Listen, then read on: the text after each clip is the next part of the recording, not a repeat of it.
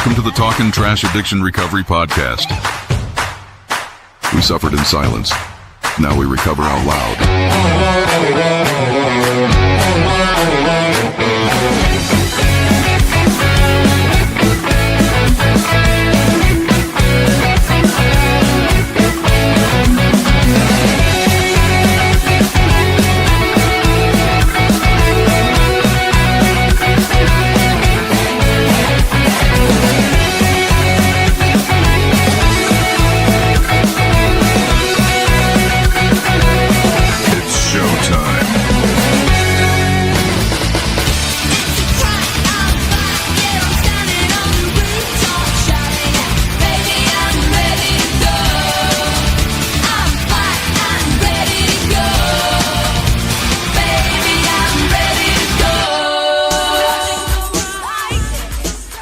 Good evening and welcome to the Channel 4 News at 9.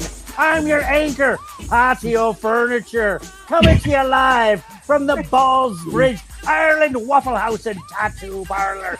Get a frickin' shamrock, you wanker. Top story tonight, 4 members of the IRA were hospitalized after getting their mouths burned trying to blow up a bloody car. But you silly twats. Now to a man who's always looking for his lucky charms, Timmy Snyder. I don't know what just happened. Enough of that. All right. Hi, Welcome everyone. to episode 189, guys. There it is, 189. We have something very fun going on Saturday, and I'm really excited to hear from our guest Angela. She's become a close friend of the show, and she's an advocate for recovery, and she's a shining example of what can happen in recovery. So we can't wait to hear from her. We got a couple things we go through, but let's do our preamble so we can all get in to the show.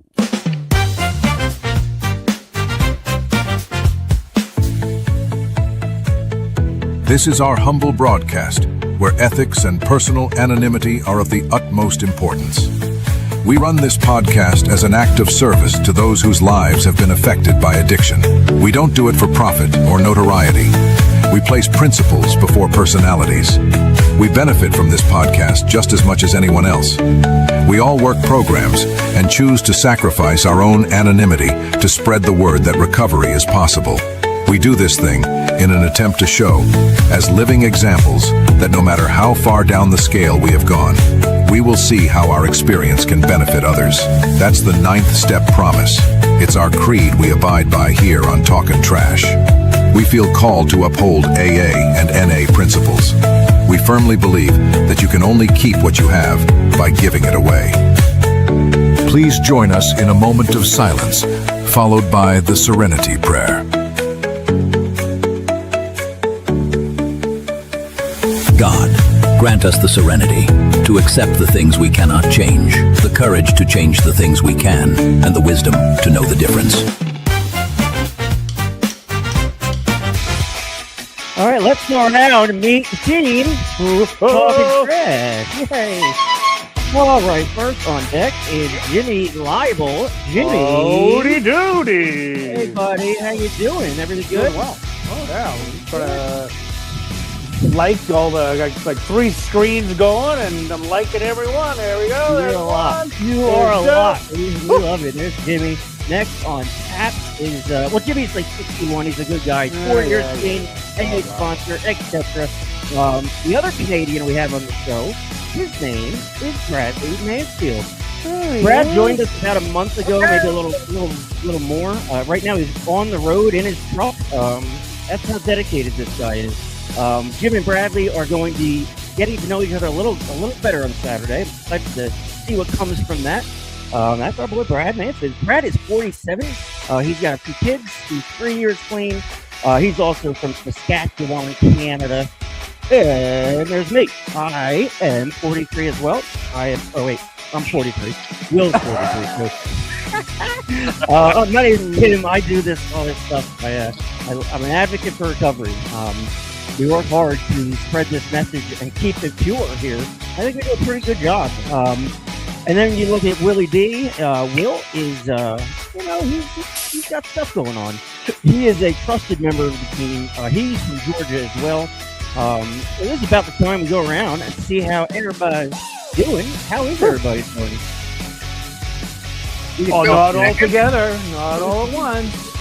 What's up, boys? Brad, what are you doing right now? What the hell's going on here? Well, Bradley, I have no idea. I am pulled over on the side of the highway. Here, let me get this straight down here. I'm pulled over on the side of the highway, driving a big truck, but I got to recover out loud, and I want to be part of this. So I'm taking the time to get online. That boy. Wait till the RC sitting and watching you going, let's wait till he starts rolling. Woo! All right, so Saturday, it's happening. It is Prairie Sky Recovery Center. My boys are going to go up there, and they are going to remote broadcast into Talkin Trash on Saturday, which I think is going to be great. The guys are going up there. It's really fun. I mean, it's an experience, you know? I mean, how many people get to go back to the rehab they graduated from and be a shining star for those who are struggling? So what a privilege it is for you guys to be doing that. And I know I appreciate it, and I know they'll appreciate it up in Wilkie, Saskatchewan. What do you guys think about that upcoming event? Woo! Not all together there, Bradley. That's why I'm waiting for you, buddy. Okay. I think Somebody we're both talk. we're both really excited. We're going up actually Friday night after I got to work a full day. Bradley is going to pick me up right after work, and then it's another 4 hours, so we'll get there around 9 p.m. So that way we can spend a little bit of time with the clients rather than just rushing in Saturday morning saying, hey, look, we're from Talking Trash, blah, blah, blah. Yep. Spend some time with them, get acquainted, build some rapport, and just have some fun. So Yeah. It's going to touch somebody's life. You come in. you better not touch me, Mansfield. Manny V in the place to be. Manny V. It's great to see you as always. Love you. Keep doing your thing. If you want to watch a good show, go to episode 188. Manny and Lynn were on. They're very close friends of the show. They're awesome. It's Manny's in recovery. Lynn is not, and they just kind of work together to spread a message. So it was fun having both of them on Sunday. So this whole thing up. So you guys are going to drive 5 hours north to this place in the middle of nowhere to broadcast a podcast to people who were sitting. Well, you were sitting in the same seats as those people. What's that going to feel like for the clients? I honestly feel it's going to be pretty exciting. I think they're going to love it. I think they're going to be part of this. It's going to be awesome. I think this is going to be super healthy for their recovery because they're going to see, how can I explain that without tooting our horns a little bit? They're going to see the positivity. They're going to see the fun. They're going to see that recovery's worth it, right? Yep. And I think that's a good message that we try to spread. So I think they're going to enjoy it very much. This could be one of the most important things you've ever done in your life. And you don't know this stuff till, I guess, after life. You know, you don't know who you touched or changed your direction or whatever. But this kind of stuff sticks. You know, people remember this kind of stuff. It's an effort. There's an energy about it, and people want that in recovery, especially the people who are chronically relapsing, you know, over and over again. Mm-hmm. They don't like what they see on recovery. They don't like living in the sober house. They don't like all that stuff, and they end up doing it over and over again. So, you know, I think it's going to be great for the clients and for both of you. I think it's fantastic. You guys are going to have a great time. It's really about you guys going back and spreading the message to those 25 or so people. It's so important.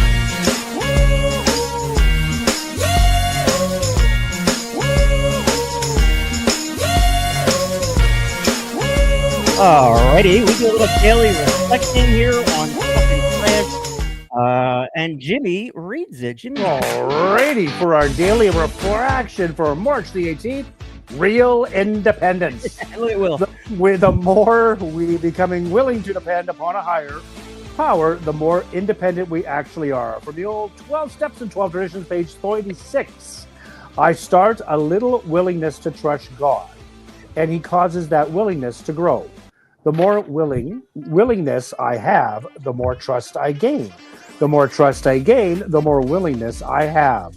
The dependence upon God grows, my trust in Him grows.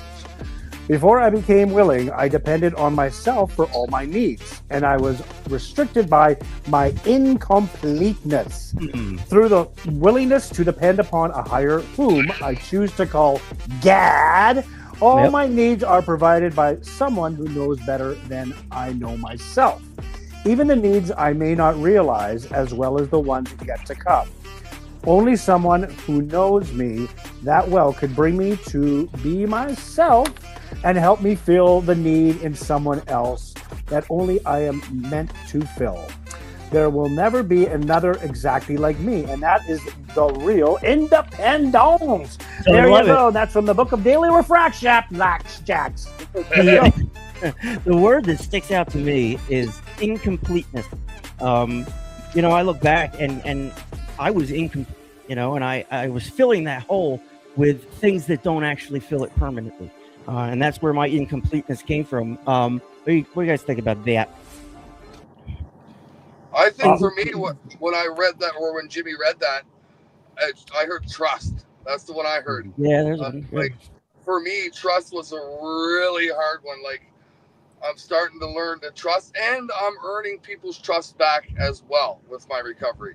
But when I was early in my recovery, I didn't trust many people. I always thought that someone had an agenda. There was a reason they were saying those things, or you know what I mean? Like, and I was just over reading it. Right. It's funny how in time a little bit that trust, I shouldn't say you start to not give a shit. I hate saying it that way, but you start to not worry about what other people think and what other people are doing. You just focus on yourself, right? So that's what I took out of that. I just heard trust, and that's where my brain went. Yeah, well said. I couldn't agree more. Lynn says hi. Hi, Lynn. Hi. Again, look at the last episode. They were great. So much fun having them both in studio. Yeah, incompleteness. Jimmy, you speak of this quite a bit when you tell your story. That there was a piece missing, and void, and the only thing that filled it was my addiction. It was a temporary fill. It was instantaneous. I knew exactly what I was going to get every single time. Yeah. I was trusting in my addiction. And then, as Brad said previously, trying to earn that back. It doesn't happen overnight, but it takes the things that take longer to earn are worth it. That instantaneous relief to fill you the incompleteness with your addiction, it's bullshit because it's so temporary, and that incompleteness, that void, I want to call it, just gets bigger and bigger, and you have to fill that void with more shit. And the addiction just takes you to a point where you're going to die. You are worth recovery, goddammit. I can't say it enough. Yeah. We all are. Well said. We may not feel it. When you are you feel like a piece of shit. Nah, I don't deserve anything. And like you were saying, are you excited about going? If I took myself back 4 months ago, and they said, hey, a bunch of guys are coming in from a podcast, I would have gone, holy fuck, I was going to run. I would run. Right. That's why we want to head up there earlier, put them at ease, and say, hey, we know exactly how you feel. We know that emptiness, and you feel so isolated in this. You're in the middle of frickin' nowhere, but this is going to be home for the next 5 weeks. You are going to build a new life, and it's going to suck to start. But you know what? You'll get to the point where we're at. And Absolutely. It's so fucking worth it.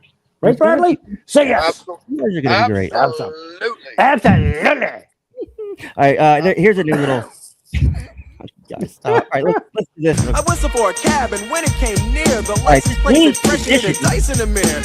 Certified fresh, I don't know, whatever. We got a shout out to our boy. His name is Rob Vargo. He is repping the trash jersey. Look at this dude go. Holy shit, does that look beautiful? Our boy, Robbie V, just a friend of mine from New Jersey, but he's just a lifetime friend, and he always will be. And he's a big supporter of the show, and he looks good. So he gets his own logo. Now he's a stud. Way to go, Rob. Nice. We love you. We love the support and all that. Let's see what else we got going on here. All right, I guess we bring Angela in, eh? Alrighty then. Jimmy, you have Bring her in. Bring her in. Bring her in. Bring down phones. Bring down phones. What do we know about Angela, Jimmy? Oh, she is crazy. She is from Springfield, Illinois. I believe her recovery date is July the 4th, 2020. I believe she said. So just over 5 years, coming up 6. She's done it all, seen it all, and she is also a one of the founding members of the Lifesaver on Facebook, which has a big following. So she is going to be a crazy. She's like, I'm so nervous. I said, just click the damn thing and tell us your fucking story, because people don't realize. Yeah, there she is. Hi, Angela. How are you? I'm great, thank you. How are you all? I'm good. No. Bear with me while I set up the cameras. I don't know why it Okay. doesn't let me do this before the show for whatever Okay. reason. So, Welcome aboard, Angela. Welcome aboard. Thanks. absolutely, you have been in the last month or so, like a part of the show. We've come to know you, and you know what that says? It says you realize how important recovery is, how important sobriety is, and you donate your time to it. So that means a lot. What I'm going to do is kind of open the floor for you. You don't have. There's no time limit. You can just tell us your story, whatever you feel comfortable telling us. The floor is yours, and I yield it to you, my dear Angela. Okay, thank you. Okay, first of all, I want to say thank you for inviting me on here, and thank you for all of your service work that you do to help others of us out there struggling. I just want to start out and say my sobriety date, July 4th, 2020. Everyone says, how did you get sober on the 4th of July? Well, if you partied like I did for 25 years, that's how you did it. Every day was, one big party. Well, it was Independence Day for you. It's your actual independence. Yeah. So every year I dress up like a big old flag, and everybody loves it. Get a flag cake, and there we go. That's funny. That's very funny. So I'm from Springfield, Illinois, but originally I am from Sioux City, Iowa. I was born and raised and moved here at a couple months sober. But so I was born into in all I have 5 siblings, but I grew up in a Catholic German family. So when we would go down to my grandparents' house, there was a big table. Everybody would sit around drinking beer. Then we would have dinner, and then they drink some more. And we would take we would take the by roads home, and my parents would be drinking. We got thirsty. They would pass us the beer, and I thought that's normal. That's what all families do, right? Yep. So everyone's like, when did you start drinking? Well, I don't know. 1, 2. That's how it was, right? But also on my dad's side and my stepfamily side, all bikers. We're on the bikers, right? So I was abused from the time from what I was told by friends, they started calling Child Protective Services in at a year old, when I was a year old. Hey, Angela, honey, hold on one second. We don't have a video feed from you. Okay. You just talk. We'll just listen. That's okay. No. Okay. Yeah, it just the volume just went lower, but that's okay. So I was abused from the age of a year old. That's when they start calling CPS. I remember many nights, waking up at different people's houses in the middle of the night, different parties. We'd go home, try to go to sleep, and I'd wake up to my stepdad, like throwing us around the room, kicking us around the room, over and over. We moved over and over because my stepdad lost jobs because of his, drinking.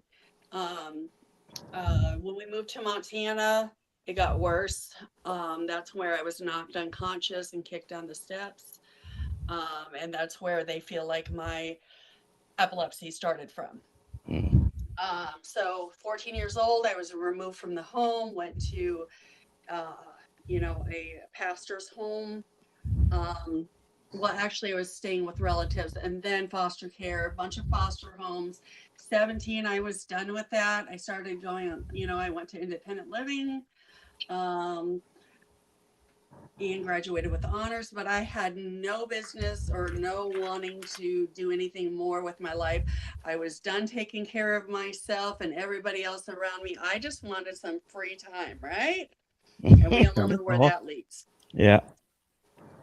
So I partied, and I started with the drinking, drinking at bars. I got everybody. I had connections. I got free drinks. By the time I was 19 years old, I was doing drugs, jumped into a gang, and then I became pregnant. So for a little while there, I stopped using, and drinking and all of that. And I had my son, and I split up from his dad. I was working. Long story short, got into a car accident, lost my job. My seizures were getting worse. Lost my son, my home, my car, my job, all within 2 weeks. So it was that was the downfall of my life, and I was trying to get my son back. And at that time, my therapist said, you have a seizure disorder. You can't even take care of yourself, because at that time I was having up to 5 seizures, grand mal seizures a day. And my therapist said, if you can't even take care of yourself, how can you take care of a 5-year-old child that's ADHD and everything else? And so I did what I thought was best, and I placed him up for adoption.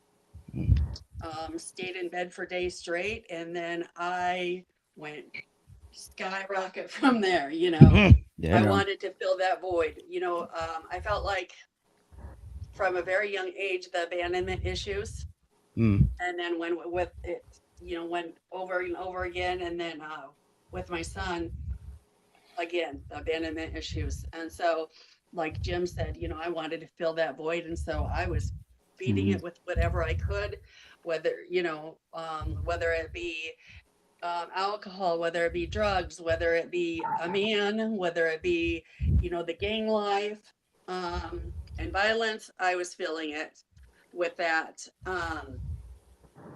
So that went on for 25 years. I've had my nose broken a few times, dislocated fingers, stitches all over my face. And that was just from the men. That wasn't from the gang violence, right? And so, of course, I never had a problem. It was everybody else. Nobody should have stepped to me or messed with me. I became homeless in my addiction. That's how low it got. And, the funny thing is, my aunt and uncle have 32 years sober. But I never knew I could turn to them. I hated myself. I tried to unalive myself many times. They say you have a rock bottom. My rock bottom had many basements and many trapdoors. Yep. Same. Yep. And so I had friends that, because of the lifestyle, that were unalived. I tried getting sober, and my best friend 9 years ago, he was unalived and in a very bad way. And the last thing he told me was that he was glad I got away from my ex, that he loved me, and he was proud of me because I was sober, right? Right. Well, that didn't last long. There was nothing that could fill that pain. Okay. So I started full force again. Of course, I was injecting by that time. And nothing could fill that void. And so I went somewhere where I was told again, I could get help, and that's AA. And that's when I walked through the doors. I kept going back and forth, right? I went to a treatment center just once. They told me because of my language, my gang language, that I was staying in my blues. And I'm like, how dare you talk to me like that? Right. Don't you know who I am? Check yourself. Yeah, you better check yourself, right? I have, when you look at my record, I have 8 assaults. I may have a few stabbings under my belt, but I got away with them all. By the grace of God. No, never get charged. But I don't say that to brag. That's just telling how bad I was. No, we know. Yeah, Yep. we know. You're doing great. I was angry. I was angry at everybody that ever hurt me, that ever abandoned me, everything. And I was sexually abused too. So everyone that ever hurt me, I was just angry and nothing could cure it. Drugs couldn't cure it, but they did numb the pain, right? Right. Yeah. Mhm. Until they didn't. Right. And so, you know, I got a sponsor. I started working steps. I worked 2 programs. But I would hear people tell me that I had, well, first they would tell me that I wasn't, when I came in, I wasn't bouncing off the walls, I was ricocheting. Boing. And I said, that's about Yeah. right. Yeah. And then they told me I had 1 foot in the streets and 1 foot in the AA program, and I needed to get both feet. Right. And how dare they tell me that? Yeah. And I needed to get Who are out you? of the way. Yeah, you bastards. And let go and let God. But of course, that anger and that you know, making me feel like I was nothing, that fueled me. Yeah. But in a bad way. That's what kept me alive, is I had to prove everybody wrong. I had to prove to everybody else that I was something, whether it be a toxic something or not. I Right. was going to prove that I was something, right? Yep. Right. I gotcha. And so, you know, I couldn't stay in and out. And then I would go to meetings, and when I would go to meetings, there was a lot of people there that I used to drink, party, use Sure. with, you know. Yeah. And sometimes after the meetings, people would hit me up because my family was pretty powerful and I was pretty powerful in my addictions for that reason. You know what I'm saying? Yeah. Yeah. I do. Very toxic. And so people knew who I was and who my family was, and I could get something. And that was really hard for me. And so I knew at that point that I needed to move. I needed to make a geographical move away from people, places, and things. And I would have people tell me, you can't run away from your problems. And I'm like, I'm not running away, but I need to get away. Right. Because, you know, when you're in that kind of a lifestyle, and when your family is too, and you're bound by a set of codes, it's a lot of pressure. And it was just really hard for me. And so, of course, I met a guy. Of course. What we do. He gave me a way out, though, and like, okay, well, whether things work out or not, I'm going to help you get here, get you into a sober living house. And that was here. Let me back up a minute. So I was going to go to treatment for the last time, and my insurance didn't go through. So I was detoxing off of meth. I was detoxing off of alcohol, and the Hard Rock Casino was 3 blocks away. Yeah. Right. Oh, woohoo. Yeah, and I have a seizure disorder already, right? Oh my God, you're a walking nightmare in there. Yep. That was real fun. But at a couple months sober, almost 3 months sober, I came here to Springfield, and I promised myself this time that I would give it all to God and let God lead the way. And he did lead here. And the funny thing is my recovery Bible, when I pulled up in the bus, my recovery Bible came out of my bag and went flying down the steps of the bus. It's really crazy. It's one of those And things. all Yeah. along my journey, there was somebody there that was in a 12-step program that was helping me. It was really, Right. well, I know what it is. That was God. It's God. Yeah. So I came here and I was like, okay, I'm going to let God lead me. I'm going to allow myself to open up a little bit and trust people, which is not easy for me because remember the abandonment issues. Yeah. Everybody hurt me. Everybody left me. Everybody died. You know, so that was really hard for me. But if I was going to let this program work, I was going to have to do everything different. And I was going to have to open up and become honest and become vulnerable, Right. and become willing and do everything different. Right. So I got here. I did everything different. I got a sponsor. You know, I did the 90 and 90, even though I was a few months. I did the 90 and 90 here, but I did that for a while. I jumped in at 6 months, started chairing meetings. I worked my steps. I, did whatever, was asked of me, started sponsoring. And then 2 years sober, I became a GSR of my home group, right? Nice. Okay. Everything was perfect. Everything was right, but it wasn't. Yep. My ex Yeah. kept relapsing, cheating, all of that. And here in my mind, I'm supposed to have everything together, right? Right.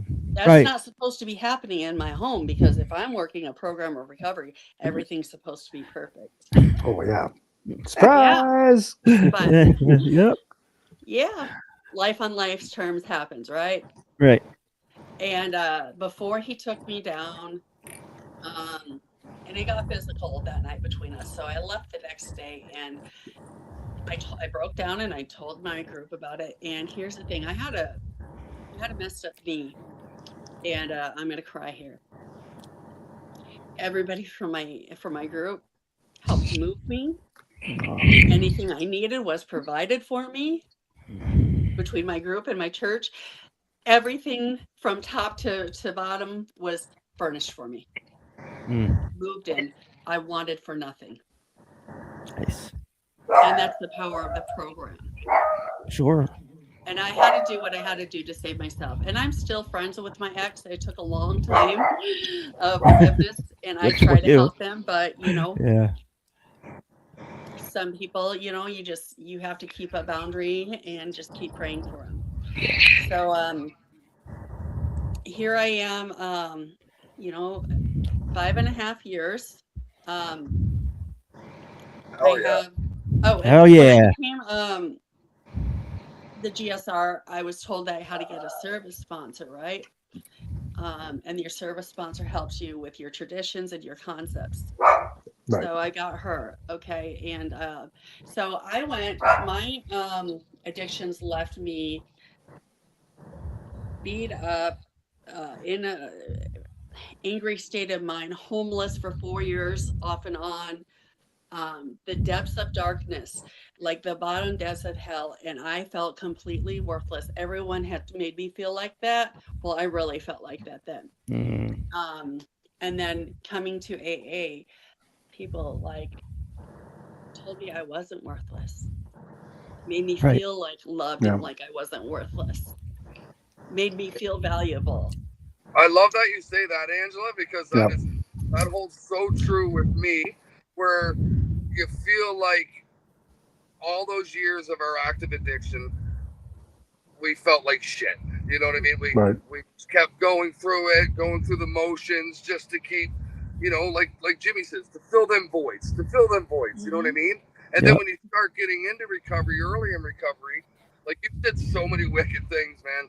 Right. I don't know if man's the right word, but yeah, either way, you said so many awesome things, because early in my recovery, I was like that too, where you said after a couple of years, you're like, well, I should have my shit together by now. And right. We never get our shit together. That's the issue. That's the beautiful thing about it. Onions. Yeah, exactly. Yeah. And we grow every single day, and there's those lessons. It's all about puppies and rainbows, and you're a testament to it, Angela. But you kept going, and how people rallied around you, and that's the true. I'm going to use the word, the miracle of the program, whether it be NA or whatever, but the fellowship of people that want recovery. Whether it be NA, AA, whatever. Right. It's people that will stand behind you. All. Yeah, and they don't judge you. They take you at face where you are today. They don't look at your past, and they just love you for who you are. And you're an amazing person. So we love you. Welcome to the family. We love you. So go ahead, honey. Keep going. So when I got over that ego problem of having to have everything together and being to be good enough, I've been single since, by the way. I knew I collected red flags. Yeah. and another. So I needed to take the time and see, okay, they had their issues, but I also had to see what was attracting me to them. I had to work on my own red flags. my own character defects, and I went through trauma therapy. um but now I work I work my 12-step program, still the GSR. I have a couple sponsees. I started my group at a couple months sober that Jim was talking about. It's not very big, I think 1,100 members, but that's my service work. There's other service work I do, but that's between me and God.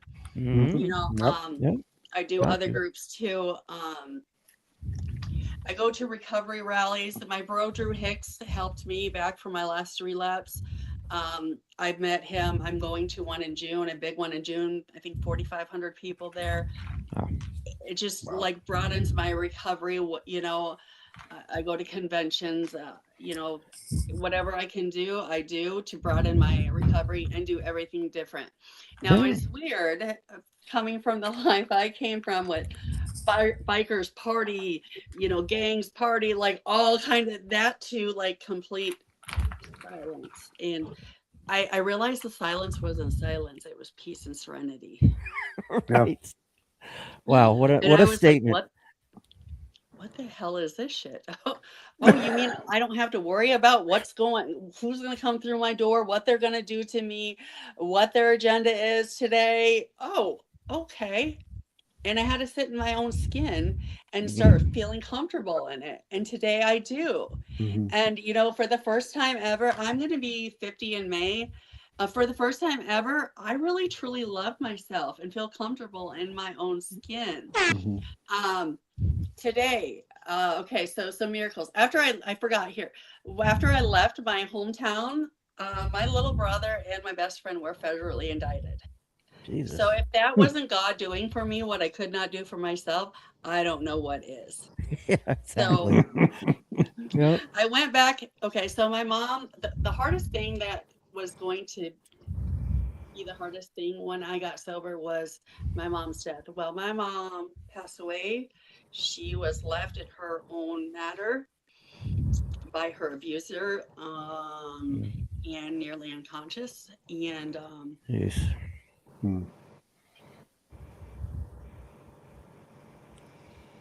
Sorry. hello? Yeah, you're here. Okay, sorry. Oh, I got a phone call. We can see you now. Now I can see you. This is gonna be very exciting. Well, see how that works. So my mom was left in her own matter, unconscious by her abuser. We had called the police before. I had been trying for many years to save her because I was supposed to save everyone, but I couldn't save anyone. I couldn't even save myself. But that was my role in that family, is I was supposed to take care of everybody. Well, I finally realized when I left there, I had to start taking care of myself for once in my life. So that angered me because, one of those assaults and, stabbings was, her abuser. And so that anger came back full force. And then I was going to go back there and my ID was expired. Wow.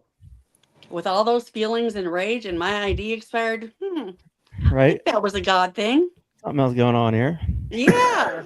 And everyone argued with me and I'm like, okay, well, whether I can get there or not, I'm not going to be stuck. But second of all, I know myself and y'all know me and you already know what I'm going to do because you already know what I've did to this man. Okay.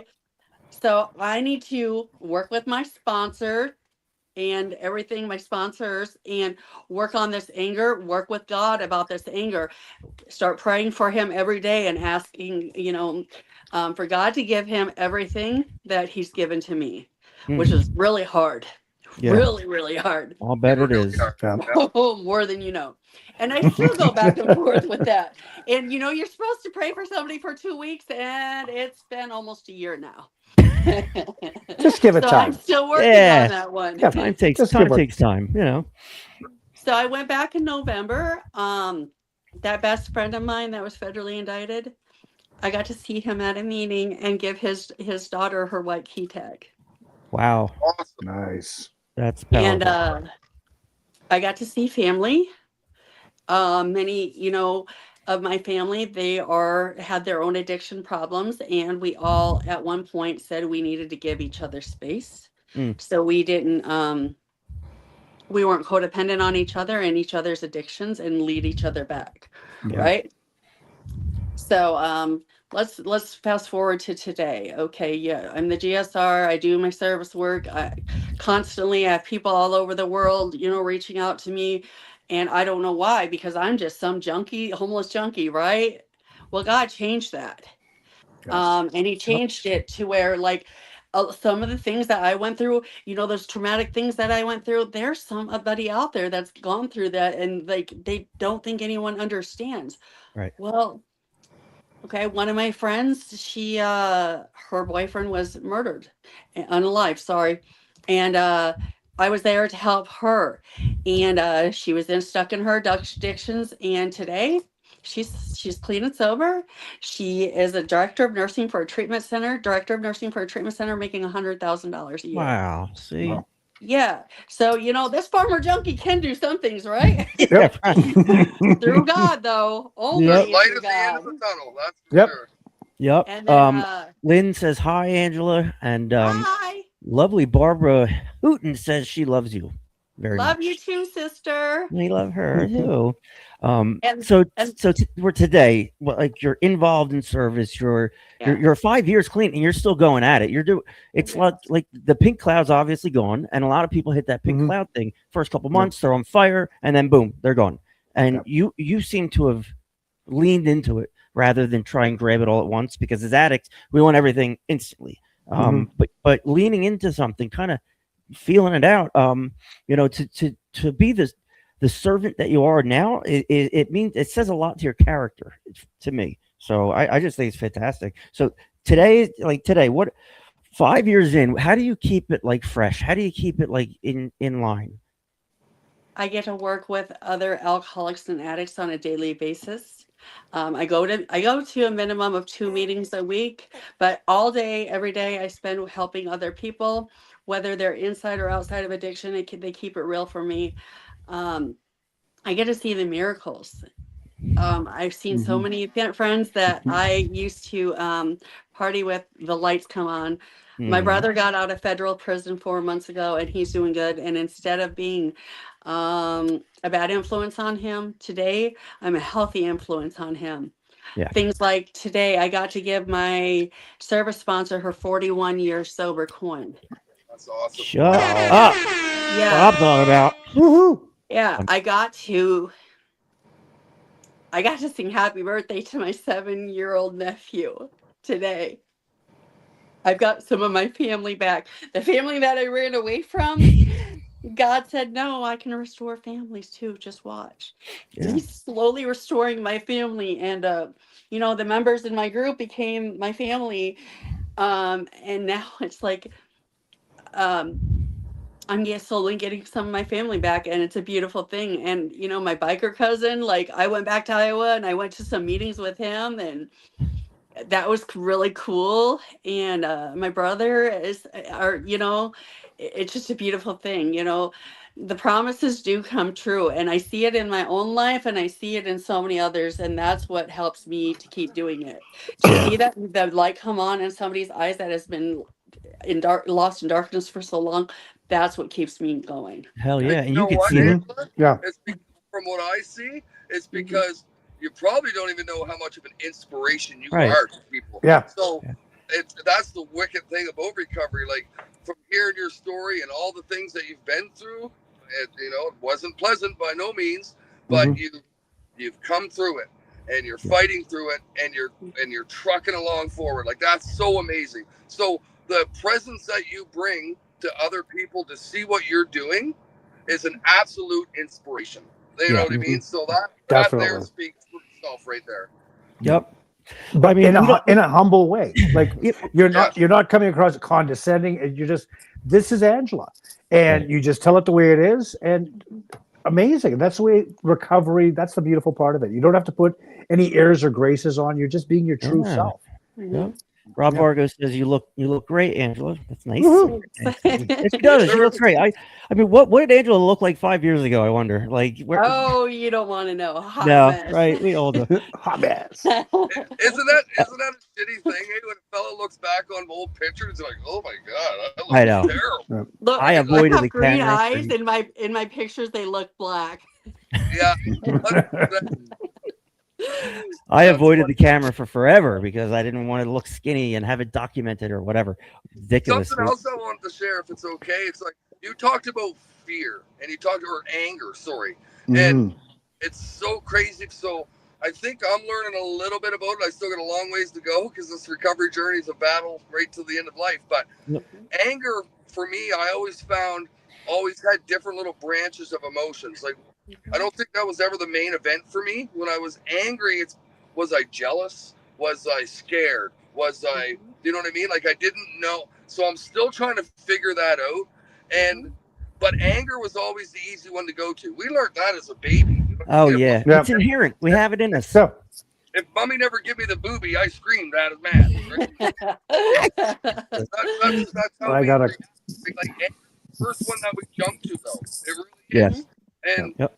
you know, I think with in recovery, it's learning what is really going on inside this brain. You know what I mean? Like, so Right. that's the big one I find anyway. What's the underlying feeling behind the Right. Yeah. anger? Right, that's funny. You say it's not the main event. That made me laugh. It's not like you're. Mhm. Why am I angry? Oh, I'm jealous of this, or I'm holding a resentment that needs to be addressed. Whatever. Right. Anger is a manifestation of some other emotion that Brad just lightened From up my for us. father, I can't take claim for that because he said that to me one day when I was like, I'm pissed off. He's like, what is the main event here? So, No. There you go. I'm starting to keep track of your quotes. I'd like to share a couple now. One of Brad's quotes is, "There's 1,000 ways to skin a cat. We just want a bald cat." I don't read the room reads me. If you could time travel, all right, never mind. So I just got a few of his quotes. They're very funny. I don't know what he does all day on the road. Nothing. Absolutely nothing. So in the 5 years, you're still like, did mental health come into play at some point? Like, did you- Absolutely. Yeah. You know, I'm epileptic, so Yeah, I also sure. have mental illness, so that correlates with the abuse. It correlates with PTSD, Sure. severe. I have severe depression. I have anxiety. You know, you name it. I don't have all of it, but you know, if you Yeah, I get could. it. I mean, And if you you and I, we're kind of in the same boat. Yeah, go ahead. I'm sorry. Yeah, but last year, and this was funny. Last year, you know, I was on double the max of my antidepressant, you know, because that's what they thought with all the complex trauma that I was going through. They didn't just give me the max; they gave me double the max, all right? Right. And then they cut my dose in half to double the max amount, and I'm like, do you not know you're not supposed to take pills away from crazy people? Right. Exactly. Someone else. And then, You also no, can't and then tell my crazy people they're mom- crazy. Yeah. And then my mom died, and I was like, "What the f are you guys doing?" Right. When it rains, it pours, for sure. But then, you know, I relied on my higher power, and you know that was the thing about this program and working at helping people all across the world. My phone didn't stop for 3 days straight that's a after lot. my mom died. People all over the world kept calling me. They kept calling me to check on me and making sure I was okay. So that's, you know, the beauty of this program. I don't just help people. So many more people help me. Yeah. I couldn't even touch. Yep. You're talking to several rehabs right now that have a TV on the wall, and there's guys in folding chairs listening to this message. So like at 5 years, this is why I'm proud of the show, because you see 4 people up here, and we were all too far gone as far as society was concerned. We were written off, and we were just, we're done. Family, you're dead to family, all that stuff. And then we start to realize that, like, if we just take our hands off the wheel a little bit, stop trying to drive the goddamn thing, we might actually stay in our lane. And you know, I can appreciate everything you went through. I can't sympathize with. I can't empathize with it, but I can sympathize with it. And you know, I feel terrible about like all that shit, but I'm so happy you're here. And like for me, I'm the same way. I had to address my mental health before I could get sober. And luckily, I went to a place that addressed it and got me clean, and it was a rehab, and I walked out of there on a new path. And I look back and think I had no business getting a new path. I had no right, I said last episode, I felt unworthy when I went to the ER that they were helping me, and I just felt like such a piece of shit. But like looking back, man, I was unmedicated. I was undiagnosed severe depression, ADHD, bipolar, almost schizophrenic. Completely, I self-medicated myself for years, and until I actually got the help through recovery, could I see with sober eyes finally what the hell is going on in front of me. So God bless you for coming on here, and I just want you to know your message is going to be shared here. People are listening to it now. They're going to listen to it on their commute tomorrow. There's going to be a lot of people that hear Angela Dickey's story, and like, it's so powerful that you still have this vigor at 5 years, and something tells me that's kind of what drives you, like the involvement, the service work. I don't know, Jimmy, can you relate to like her service work? Oh God, yeah, it's so true. But Tim, you said previously about the pink cloud, but you get to that point where you find your lane and you just stick to it and you don't let up. Right. And it's not all sunshines and roses. Like, people die and shit getting lifed, and life goes on. But it's all about, as Will would say, lessons. But you just keep giving back, and what you give back comes back. And you don't do it as a transaction. You do it from the heart, and where it comes back, it's like, oh my God, did I really deserve this? And then sometimes my addiction talks to me in my own voice, going, Jim, you're a piece of shit. Right. You are still a piece of shit. You will always be a piece of shit. Why don't you just go back out? And I'm like, are you fucking kidding me? No, I got a great life. Yeah, it sucks sometimes when I got to do this, and this. But you know what? I got all this other stuff. Plus, I got a little bit of time left.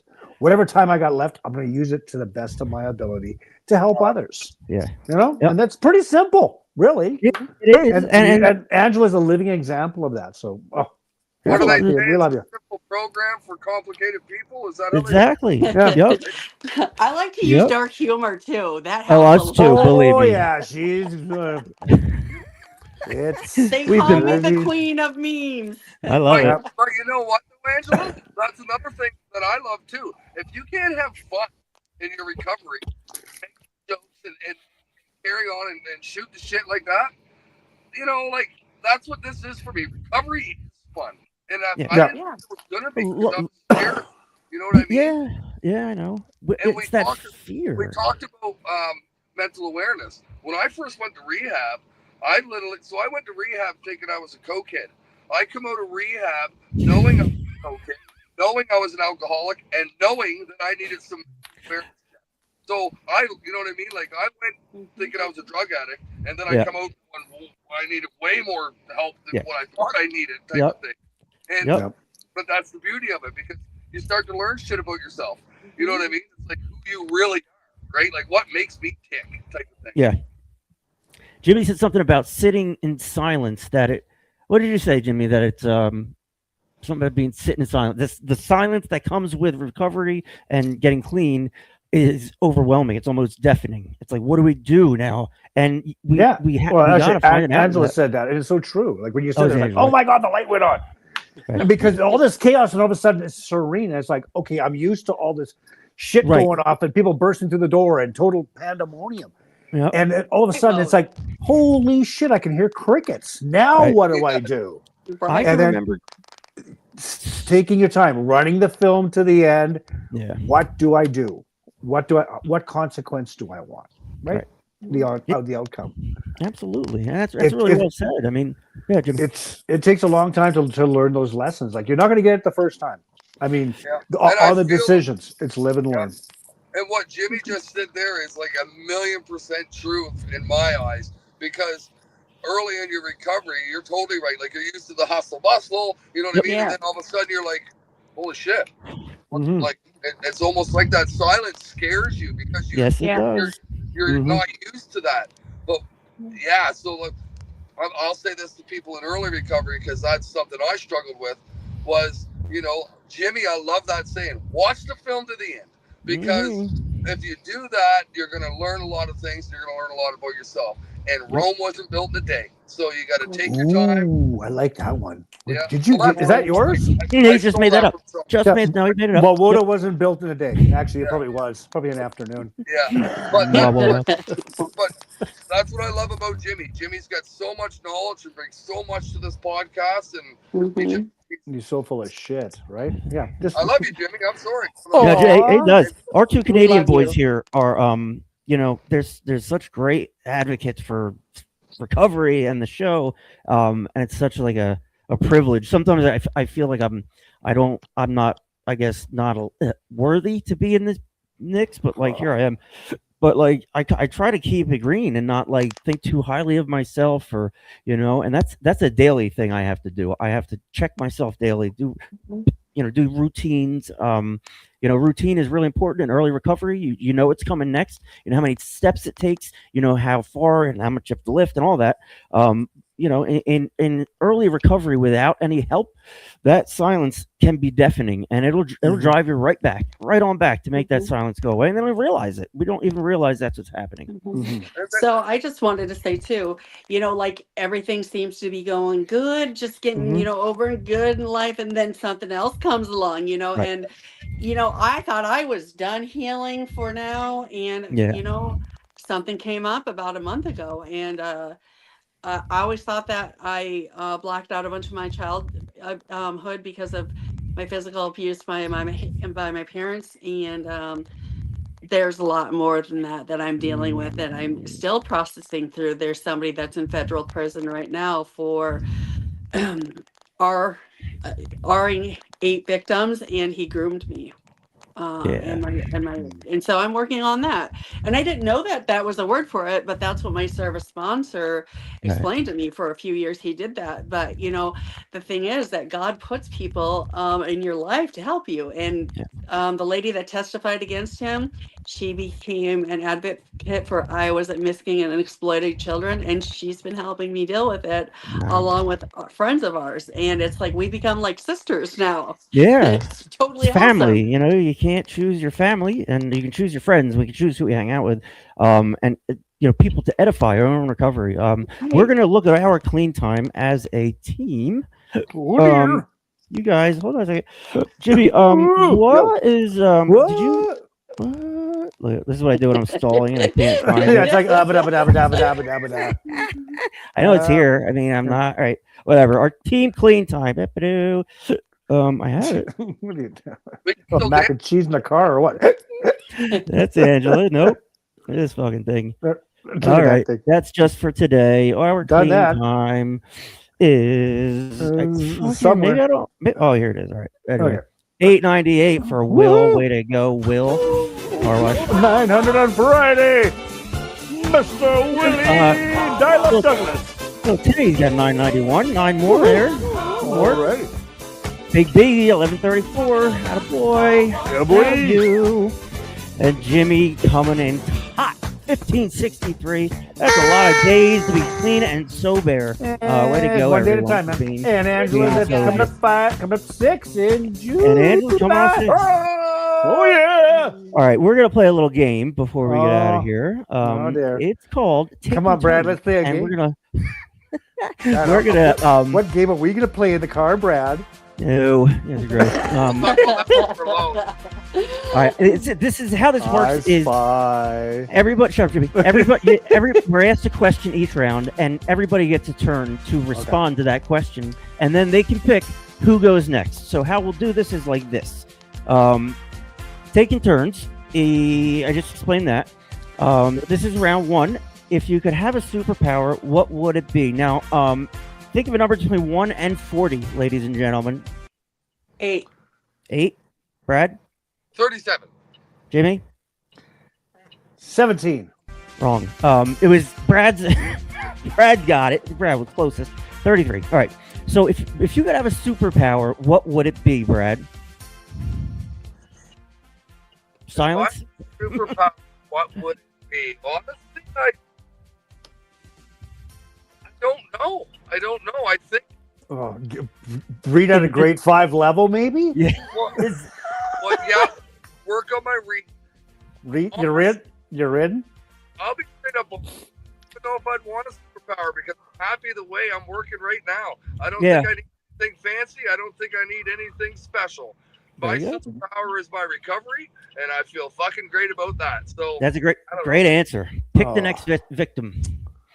I'm Jimmy gonna go or straight Angela? to Angela. All right. Angela, if you had a superpower, what would it be? I would save as many souls as I could. All right, girl. Yep. So that's Jimmy. What about you? You're next. Okay, well, I'm going to make it a little more fun. I would like to have the power to give people instant diarrhea. So, like, if you're in a really bad situation, it's like, boom, and then they just out of the room. That's a shitty one. That is shitty. Well, no, it's like, say you're getting mugged, and you say, okay, That is and then the guy just shits himself, and you run away. What the hell I is think it's wrong a with great you? superpower. I think it's a great superpower to have. I'll answer real quick. I always used to wish I was invisible so I could go into the pharmacy and go around back and steal pills. So I wanted to be invisible. Yep. That was when I was using, not now. That's all you would do, Tim? Right, Really? round Really? two. What would you do with $1 million? Jimmy, go ahead. I'd buy you a real mink coat, to quote the Bare Naked Ladies. Yeah, there but you go. not a real mink coat, because that's cruel. Right, it is cruel. We don't do that. We don't do that around here. Okay. All right, Brad, what would you do with $1 million? I would divvy it all up between my kids and me and my wife, and boom, gone. That's how I would do it. There you go. Angela, what would you do with $1 million? I would make a center for the homeless. I was gonna say you took it from me. That's what I was gonna say. I'm gonna say the same thing. That's nice. That's you're Minds benevolent. think alike. Yeah, exactly. I was thinking more of like a treatment center, of some way that is different than how we do it. I don't know. Round 3. If animals could talk, which one would be the biggest asshole? Jimmy, go ahead. If animals could talk, which one would be? Probably my dog. My dog, Casey. Yeah. Yep. Brian DeSantis, he said he wants X-ray vision, and that checks out because he's a creeper. If animals could talk, which one would be the biggest asshole? Brad. Yep. Well, I'm a dog lover, so I think it'd be a cat. So I think cats are little bitches. Yeah, I agree with you. I agree with you to a degree there. Angela, how about you? I love pit bulls, but I really think they'd be assholes. They're assholes, right? Yeah. I think ducks are assholes. I don't know why. I just think they are. I don't like them. They hate me. They're assholes. They just are, and I want to say deer are assholes, but they're just stupid. It's ridiculous. If you had to fight one animal once a year, which animal would you pick, Brad? I'd pick a cat because they're little bitches. That's borderline abuse. Jimmy, how about you? Kangaroo, just to keep in shape. Probably get the shit kicked out of me, but what the hell? I'll jump in. A dolphin for me because I fucking hate dolphins. I really do. Angela, if you had to fight one animal once a year, which would it be? I would say either ducks or geese because whenever I go to the water pond to walk, they like chase after me and try to bite me. Right. I don't know. They don't understand boundaries. They're just assholes all around. Round 5. If life is a simulation, which I'm fucking pretty sure it is, what's the glitch you personally experienced? Jimmy, what's your black cat? Oh, I would say, that's a good one. Probably walking into a situation and it's like 5. Oh God, it's never mind. How about like deja vu? Yeah, I like deja vu. Yeah. Yep, same thing. Recently, for me personally, I was watching some stupid movie with Taylor Lautner, and and he was like trying to figure out if he was adopted or not, and he pulls up a picture on his laptop, and it's me. It is me. I'm like, the universe. There's a glitch because that's not supposed to be there. So that happened. But Brad, how about you? Any glitches that stand out? Not really. It's a stupid question. Round 6. What's something people think will make them happy but probably won't, Brad? Something that'll make them happy probably won't. I think money. Yep. Money, there's a great answer. Yep. Mm-hmm. Yep, that's probably number 1. Angela, what do you think? I think money too. Yeah. Yep. Mm-hmm. And like we've experienced that, right? I mean, one's too many, thousand's never enough. You know, I had 1,000. It didn't matter. I was looking for 1,001. What small thing in life is actually way more meaningful than people realize? Oh, I could say something. Bradley. Brad, go ahead. Life. No, I'm not going to think the first thing in my brain. He's going to bury it. Bury it. Jimmy, how about you? What small thing? Kindness. Yeah. Yep. people, it's like what's more like a stapler is not the answer. But I was grateful for a stapler the other day because I'm like I have to hold all these papers together, right? And I use a stapler and it holds them together. And I'm not grateful that the stapler did that for me. I don't care. But in that moment, I was like, that's neat. That's what that's designed for. So I'm making 0 cents. Let's move on. If you could time travel, when would you go to and what would you do? I would go Jimmy. back in time to tell Brad to smarten the fuck up and get some. Would Brad then listen? you wouldn't be here today if you did that. Exactly. That's fair.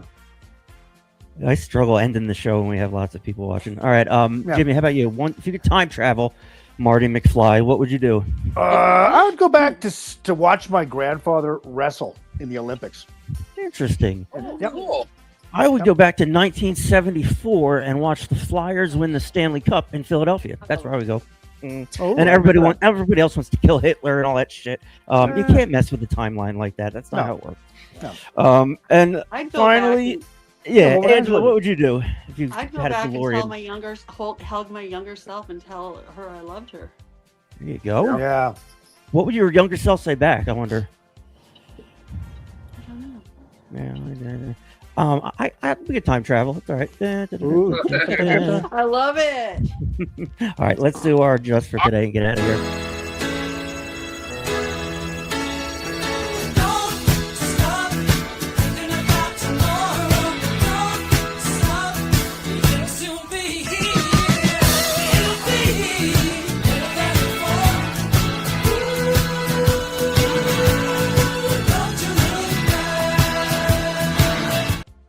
I'm getting sick of Fleetwood Mac. Okay, it is the full message. Look at Jimmy as a postal server guy. I'm going postal. I'm going postal. All right, Jimmy, how about you read for us? Alrighty, just for today, the full message. There is a special feeling for addicts when they discover that they are other people who share their difficulties, past and present. Page 80, basic text, page 55, 56. The wealth of our recovery is too good to keep to ourselves. Some of us believe that when we walk in meetings, we should remember the newcomer and always try to carry a positive message.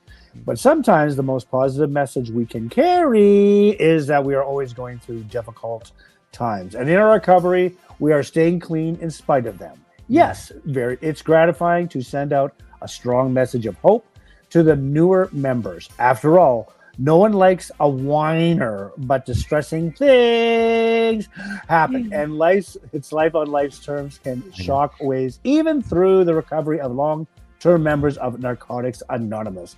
And if we are equipped with the tools of the program, we can walk through such turmoil and stay clean to tell the tale. Recovery doesn't happen all at once. It's an ongoing process. Sometimes a struggle.